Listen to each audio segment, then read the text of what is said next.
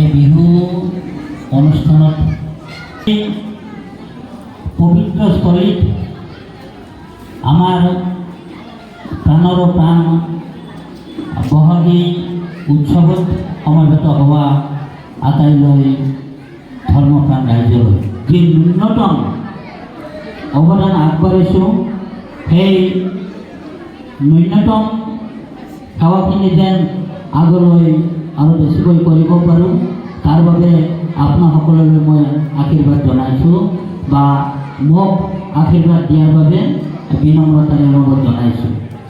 আৰু তেতিয়াৰ পৰাই এইজন হাঁহিৰ ৰজা নিজেও হাঁহে আৰু আনকো হহুৱায় আৰু যি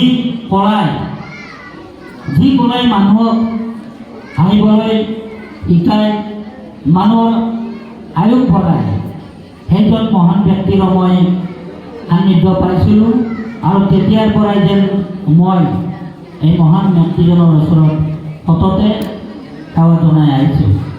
এটি নাম নলবাৰী জিলাৰ কৰ্ণৱ কুমাৰ দাস। এই গামোচাখনত তেখেতক বহুত মৰম চেনেহ আমি গাঁঠি দিছোঁ। এটা ডাঙৰকৈ হাততালি দিয়ক।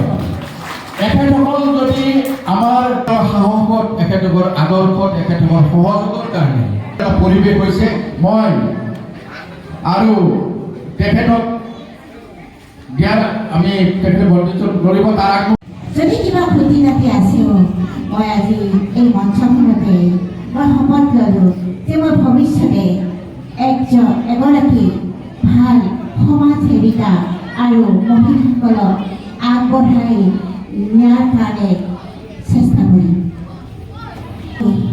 পূব পাগলীয়া পাৰত অৱস্থিত ৰঙালী বিহুৰ পাকৰিত উপস্থিত থকা সমূহ বিহুবলীয়া ৰাইজ সকলোকে মই ডক্টৰ শুৱালা পাঠকৰ ৰামণি ৰঙালী বিহুৰ